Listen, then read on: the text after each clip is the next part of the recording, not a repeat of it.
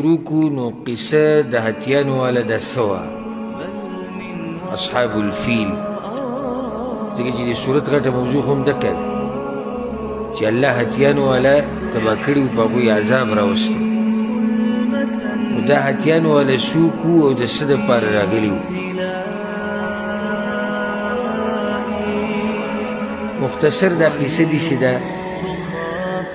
د مختصر طریقې سره به ذکر کړو اگر که د سیرت په کتابونو کې تفصیلا راغلی ده یو باچا و ذو نواس به هغه ته ویلی کېدو او دا مشرک و همدا ذو نواس را لګېدلی و اصحاب الاخدود وجلي و اصحاب الاخدود واقعه اکثرو ملګرو ته ومعلوموي نو دا ذو نواس را لګېدلی و چې مشرک و اصحاب الاخدود وجلي او اصحاب الاخدود نصارا و په نصرانیت باندې و تقریبا 60,000 کسان نو په هغوی کې یو کس و دوس ذو ثعلبان ورته ویلی کېږي دوس ذو ثعلبان هغه د هغوی نه وتښتېدو بچ شو د هغوی نه لاړ په قیصر پسې چې هغه د شام باچا و او دی هم نصراني و دا قیصر هم نصرانی و نو د دوس ذو ثعلبان ورته قصه بیان کړه چې دغه شان ذو نواس سره لګېدلی دی او خلک یې وجلي نو ته زموږ سره مرسته وکړه هغه نجاشي ته خط ولیکو چې هغه د حبشې مشر و وجه دا و چې هغه د یمن ته نږدې و دوی ته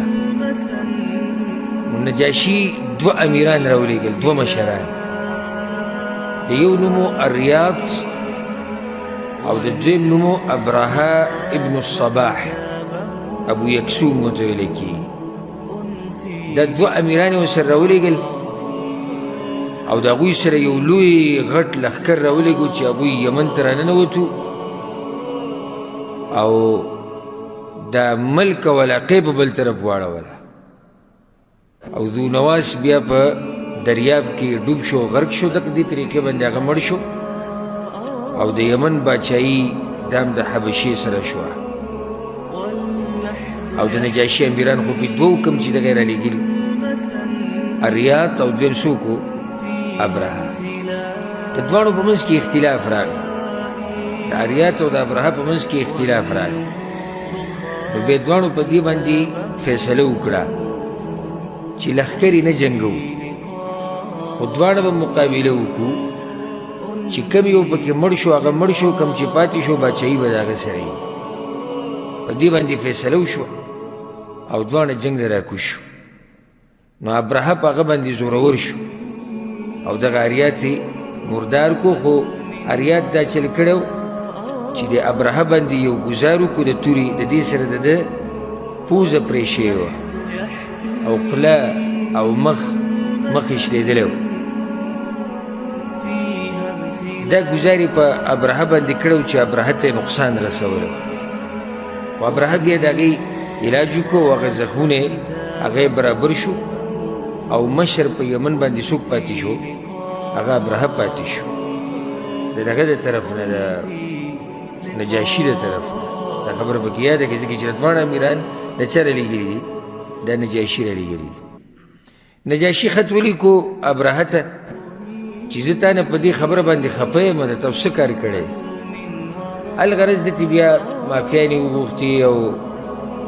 په څه طریقه باندې نجاشي راضي کو او بیا یې د هغه د راضي کولو دپاره دا خبره هغه ته وکړه چې انی سأبني لك کنیسة بأرض اليمن لم یبن قبلها مثلها زه به تاله په یمن کې داسې ګیرجه جوړه کړمه نجاشي ته نجاشي خو نصرانی وکړه وایي زه به تاله په یمن کې داسې ناشنا ګیرجه جوړه کړمه چې هغه به هېچا هم نه جوړه کړي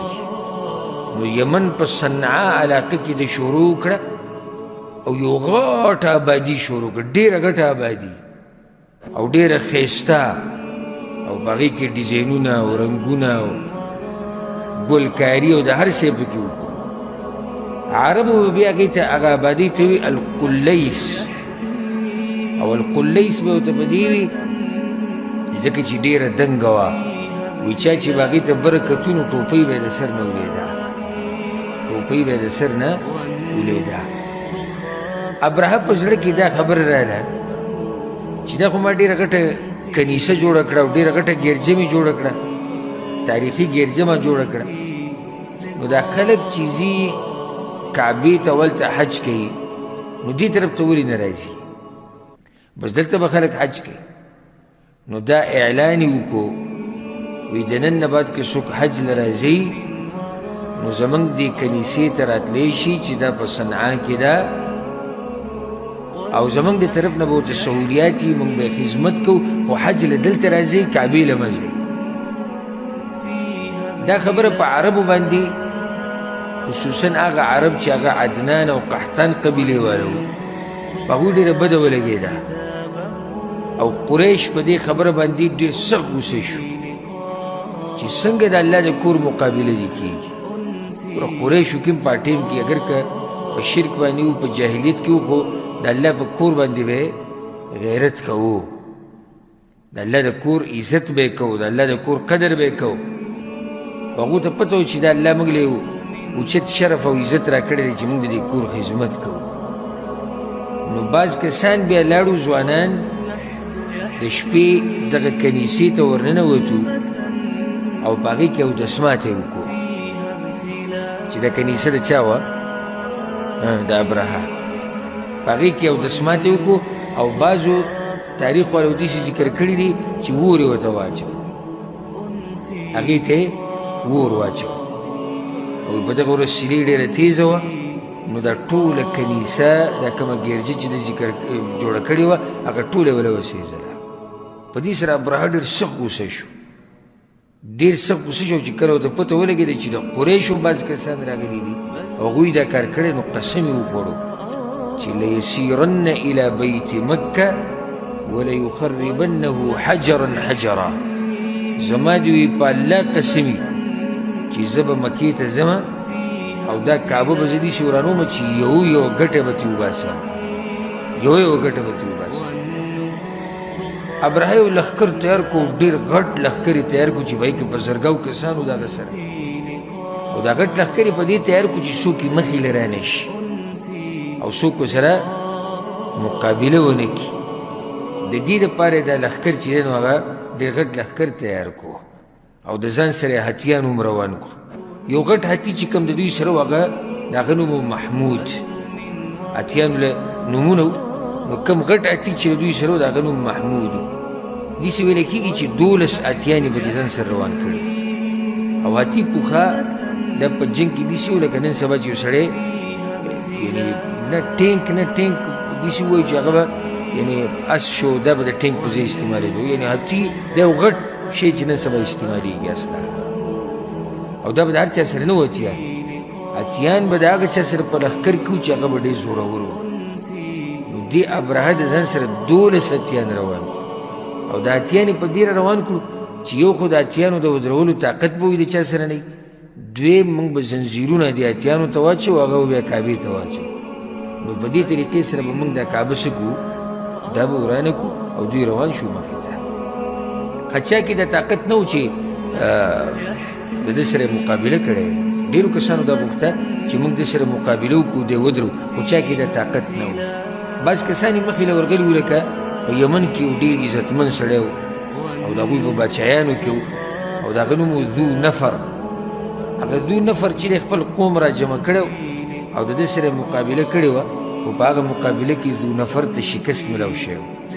او الله سبحانه وتعالی هم دا غوښته ځکه چې هلته الله خپل زور راښکاره کوو،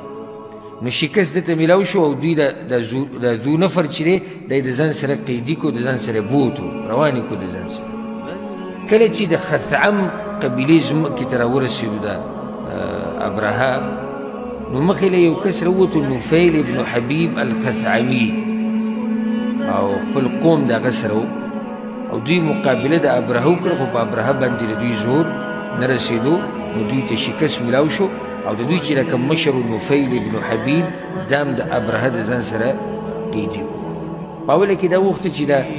نفیل وجنو، خو به یې معاف کړو، نه وجنو نه، او د ځان سره روان کړو د نفیل چې دی ورته د حجاز د علاقې لارې ښیي، ځکه چې نوفیل ته له لارې معلومې وي نو دوی وجنې یمه ابرهه وي وجنې یمه ځان سره به بوځو او موږ ته به څه ښیي موږ ته به لارې ښیي کله چې دی دغه ته ورسېدو د طایف دې ځمکې ته نو هلته ثقیف خاندان اوسېدو هغوی دته څه ونه وي اصل کې هغوی یېرېدو په ځان باندې او په خپل بوت باندې کوم الله ته بوت چې و د هغوی نو هغوی الټه د دوی عزت یې وکړو او دوی سره یو کس ولېږو د هغه نوم ابو رغال وي د ابو رغال به تاسو سره لاړ شي او دی به هم تاسو ته لارې ښایي کله چې ابراهیم مکې ته ورسېدو نو اول کار خو یې دا وکړو چې د مکې والا چې څومره اوښانو او د سرېدو دپاره به په یو ځای کې راجمع شي په هغې باندې حمله وکړه او هغه ټول اوښان یې د ځان سره بوتلو په هغه اوښانو کې 200 اوښان د عبدالمطلب و د پیغمبر صلی الله علیه وسلم د نیکه عبدالمطلب دا 200 اوښان د هغه کله چې هغوی ته پته ولګېده قریشو ته چې حمله وکړه نو عبدالمطلب دا خبره وکړه چې موږ سره څه طاقت خو نشته چې موږ د ابرهه سره مقابله وکړو والله ما نريد حربه وما لنا بذلك من طاقه موږ نه د ابرهه سره جنګ کول غواړو نه زموږ سره دغه طاقت شته هذا بیت الله الحرام وبیت خلیله ابراهیم دا د الله کور دی او د ابراهیم علیه السلام کور دی د الله ملګری دی هغه فإن يمنعه منه فهو بيته وحرمه که الله دا ابرهه منع کړي او په ده باندې څه عذاب راولي بس د الله کور دی د الله حرم دی او که الله ورته څه نه وایي نو موږ سره خو هم څه طاقت نشته چې د ابرهه سره مقابله وکړو خیر ابرهه بیا یو کس راولېږو چې په دې قریشو کې چې کوم مخوریز کس دی او عزتمن او مشر هغه راولي دوی چې کله رالو دا کسان نو تپوس یې وکړو مشر پکې څوک دی مخوریز مشر مشهور هغو ته عبدالمطلب دی د پیغمبر صلی الله علیه وسلم دا نیکه عبدالمطلب لاړ په ابرهه پسې ملاقات له او عبدالمطلب ډېر د بدن نه غټ سړی او ډېر ښایسته انسان دې ته په رعب کې شو ابرهه ته په څه کې شو په رعب کې شو او دا سوچ چې دی راغلی دی به اوس ما سره د کعبې خبره کوي او دی به د حرم خبره کوي نو د ډېر رعب د لاسه ابرهه د خپل تخت نه د خپل کټ نه راکوشو کته کېناستو په ځمکه باندې د عبدالمطلب سره یو ځای او بیا خپل ترجمان ته دا ووایي وي ده ته ووایه چې ما حاجت وکړه ته د څه دپاره راغلی ترجمان ته وي ته ده ته ووایه چې ما حاجت وکړه ته د څه دپاره راغلی هغه جواب ورکړو وي زما حاجت دا دی چې ان يرد علی الملك 200 بعیر اصابها لي زه د دې دپاره راغلی چې دی زما هغه 200 اوښان راواپس کړي بس دغې دپاره راغلی ابرهه دې خپل ترجمان ته ووایي ده ته ووایه چې ما خو چې ته ولیدې زه ډېر په روب کې پرېوتم او ما یې چې دی به ډېره غټه خبره کوي ته هیله پیله دې له راغلی چې زما نصیب 200 اوښان غواړي صرف د دې دپاره راغلی وتترك بيتا هو دينك ودين آبائك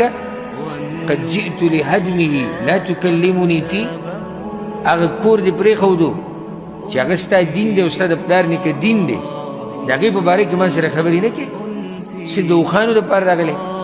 عبدالمطلب وی إني أنا رب الإبل وإن للبيت ربا سيمنعه زد اوښانو رب یم مالک یم رب په معنی مالک زه د اوښانو مالک یم ځکه یې تپوس کوم او د دې کور هم یو مالک شته هغه به یې تپوس کوي ځکه چې الله خو دوی منو د مکې مشرکانو خو الله منو خو صرف دا و چې د الله سره نور معبودان شریک کړي عبدالمطلب بعضې روایتونو کې داسې هم راځي عبدالمطلب یوازې نه و تللی د عربو مشران ورسره تلي وو غټ مشران او هغوی دا ووایي ابرهه ته وی د تیهامه علاقه چې کومه ده د دې 3 مایسه مالونه به ټول تاله درکو خو دا کعبه مه ورانوه ابرهه د هغوی سره دا خبره ونه منله وی نه زه به یې ورانومه نو ابرهه راولګېدو هغه 200 اوښان چې کوم د عبدالمطلب و هغه یې وله ورکړو او دی ورته ووایي چې زما د مخې نه اخوا شي عبدالمطلب اعلان وکړو په کعبې سره خوا کې چې د غرونو د سرونو ته وخیژئ زمونږ سره څه طاقت نشتی او بیا لاړ د کعبې د دروازې سره ودرېدو او د الله نه یې مرسته غوښته او دی وایي چې یالله دغه ستا کور موږ ته نه دا غواړو چې ته نن حفاظت وکړي د دې او تباه کړي دا لښکر دا کم چې راغلی دی. نو بیا عبدالمطلب په خپله لاړ د خپلو قریشو سره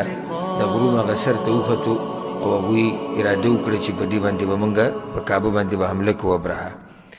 یو روایت کې داسې راځي وایي 100 اوښان یې پرېښودو د الله په نوم باندې د عبدالمطلب د 100 اوښان یې پرېښودو د الله په نوم باندې د دې لپاره پرېښودو په دغه ځای کې وایي دوی به چېرته یو اوښ ته نقصان ورسوي نو د هغې د لاسه به الله څه وکړي الله به دا ټول لښکر تباه کړي ځکه چې دا اوښان خو موږ د الله دپاره پرېښودي نو 100 اوښان یې په دغه ځای کې پرېښودو هغوی به ګرځېدو راګرځېدو دوی اراده دا وه او غوښتې ده چې د ابرهه په دې لښکر کې څوک راولګي او دې اوښانو له نقصان ورکړي چې نقصان ورکړي نو الله به یې څه کړي الله به یې تباه کړي. ابرهه تیاری وکړو چې په دې د الله په دې کور باندې حمله وکړي او اوښ چې کوم مشر اوښ و د سره غټ اوښ او طاقتور اوښ د هغه نوم محمود و هغه یې تیار کړو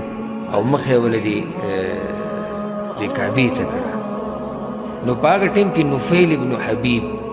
چې دوی ځان سره قیدي راوستي نفیل ابن حبیب د دې اوښ سره خوا کې ولاړو نو د اوښ ته یې په غوږ کې ووایي ابرک محمود وي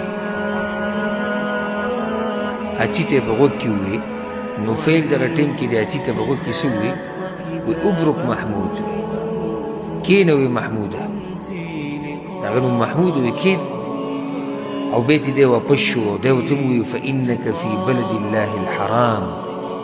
ته ګورې د الله په کور کې دی د اتي ته په غوږ کې ووایي نفیل ورته ووایي هغه اتي کښېناستو څه زورونه پې دوی وکړو ویې ټکو هغه اوښ هغه عفوا هغه اتي هغه د ړقېدو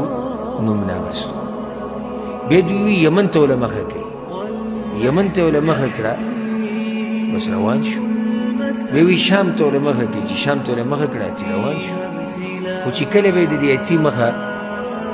کعبې ته کړه نو بیا به هغه کښېناستو په دې طریقې سره الله سبحانه وتعالی ابتدا وکړه په دوی باندې د هغه عذاب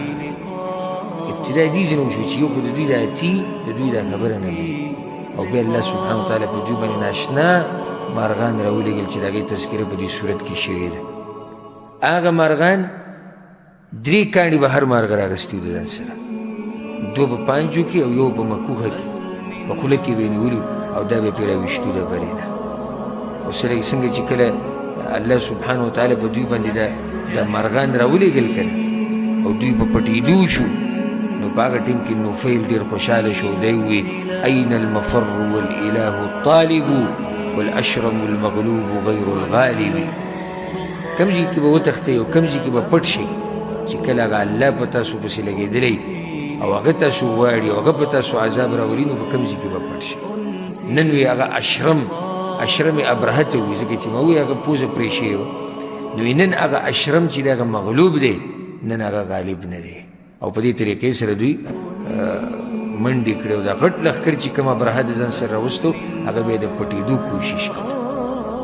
په ټولو باندې په یو ځای کې عذاب داسې نه دی راغلی چې په ټولو باندې دا کاڼي راغلي دي او په یو ځای مړه شوي دي بلکې بعض پکې په هغه ټیم باندې مردار شو او بعض داسې شو چې د دې جسم د اندامونه به ریجېدو ولیدو به یو اندام به ولیدو بیا به مړ کېدو او ابراهم دقه شان مړ شوی. ابرهه باندې چې کله دا کاڼی ولګېدو او هغه منډې کړې واپس شو یمن ته تو نو په لاره کې ورو ورو د ده نه د اندامونه ولیدو ورو ورو ته ولیدو کله چې د خثعم قبیلې د ځمکې ته بیا راورسېدو هغه ځای کې دی مردار شو هغه ځای کې بیا دی مردار شوی دی. بیا خبر چې دی یمن ته ورسېدو او د ده زوی بیا د ده په ځای باندې مشر شو. دا مختصر قصه و د اتیانو والا چې الله سبحانه وتعالی اتیانو والا څنګه تباه کړي دي او سبحان الله دا قصه هسې نه ده راغلې په دغه ټیم کې رب العالمین اشاره کوي دې طرف ته چې یو غټه پیښه راپېښه کېدو واله ده او هغه د پیغمبر صلی الله علیه وسلم پیدایش دی. پیغمبر صلی الله علیه وسلم کله پیدا شوی دی؟ عام الفیل کې پیدا شوی اتیانو والا کال د په دغه کال کې پیغمبر صلی الله علیه وسلم پیدا شي. رب العالمین د پیغمبر د پیدایش نه مخکې د دې کور په دې طریقې سره حفاظت وکړو. اشاره وه چې یو عظیم انسان پیدا کېدو ولري او هغه به الله یو عظیم دین ورکوي، یو عظیم امانت به الله ورکوي او هغه به یې دې خلکو ته رسوي او دې خلکو ته به بیانوي او مرکز به د هغه دین او د هغه خلکو هغه دا کعبه چې الله یې حفاظت وکړو په دې طریقې سره چې ابرهه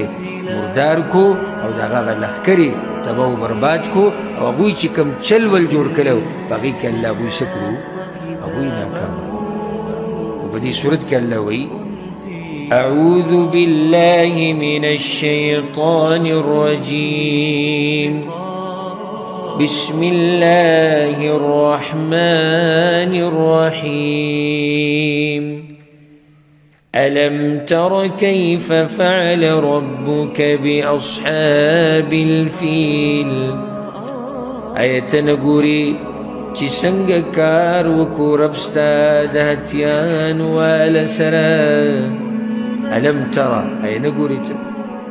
كيف سنجا فعل ربك كاروكو ربستا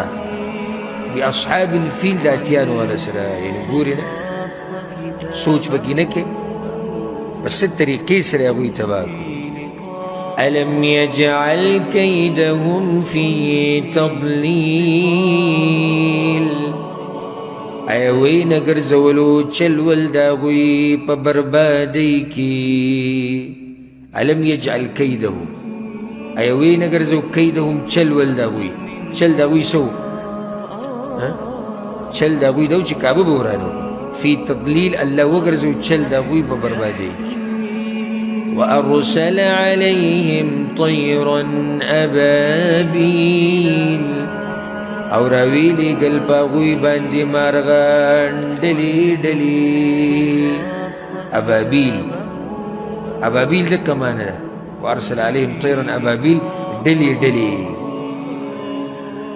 یتبع بعضها بعضا باز پا بازو پسی روانو سم یو لخکر پی اللہ راولی. الابابیل الكثیرہ سم داسی مارغانی پر راولی گل چیزی دا اسمانی پورا ڈک کڑو. لیکن امام مجاہد رحمه اللہ وی کن ابابیل معنی دا چی متتابعہ مجتمعہ یو خدا مارغان دیر زیادو او بل دا چی پر لپسیر روانو. دا دیزی نبامراتلو دا دیزی نبامراتلو دا مخی نبامراتلو دا شان نبامراتلو دا هر طرف نرا روانو. وارسل علیهم طیرا ابابیل. بعضو مفسرینو د دغه مارغانو د شکل په باره کې خبره کړې ده. لکه چا ویلي دي چې دا تک شنه مارغانو او د دریاب نه راوتي او سرونه یې د درندګانو په شانو سرونه یې د درندګانو په شانو غټې غټې مکوخې وي او دا پنجې چې وي دا ډېرې اوږدې او ډېرې خطرناکې وي.